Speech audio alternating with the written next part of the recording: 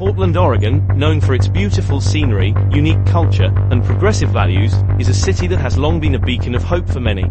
But in recent years, the city has been rocked by a series of protests and riots that have left many wondering if Portland is on the brink of collapse. The protests began in 2016, in response to the election of President Donald Trump. But what started as peaceful demonstrations quickly turned violent, with clashes between protesters and police becoming a common occurrence. 2020 saw the George Floyd protests, Indigenous Peoples' Day of Rage, and Red House eviction defense. Portland saw protests following the election of Joe Biden. As of March 2021, the U.S. Department of Justice has dismissed 31 of the 90 protest cases resulting from protests in downtown Portland during the summer, including a mix of misdemeanor and felony charges. March 2021 saw Portland police responding forcefully to protesters at the Hatfield U.S. Courthouse. The protests spread over 2 nights and were described by protesters as involving an extension of a protest over the expansion of an oil pipeline, the dismantling of the security fence in front of the courthouse, and the murder of George Floyd. But the protests were only the beginning of Portland's troubles. The city has also been grappling with a growing homelessness crisis, which has led to increased rampant crime, drugs and poverty. With a crime rate of 66 per 1,000 residents, Portland has one of the highest crime rates in America compared to all communities of all sizes, from the smallest towns to the very largest cities.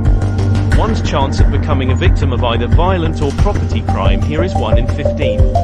The combination of protests, crime, and poverty has led many businesses to shut down, leaving parts of the city looking like a ghost town.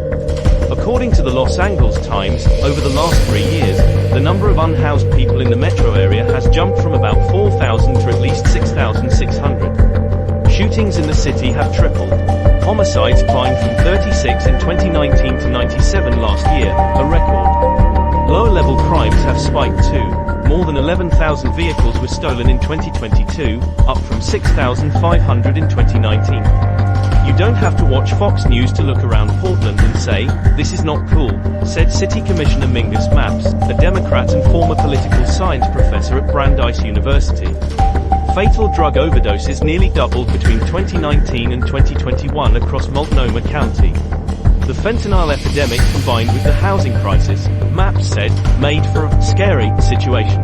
For nearly half a century, Portland was lauded as a model American metropolis, thanks to public and private initiatives, its waterfront and its proximity to mountains and coast. The future of Portland is uncertain. But one thing is clear, the city is facing some of the toughest challenges in its history. Whether it can overcome them remains to be seen. More importantly, how will the death of this city affect the West Coast housing market?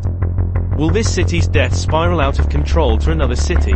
Or will the world simply watch it implode from within?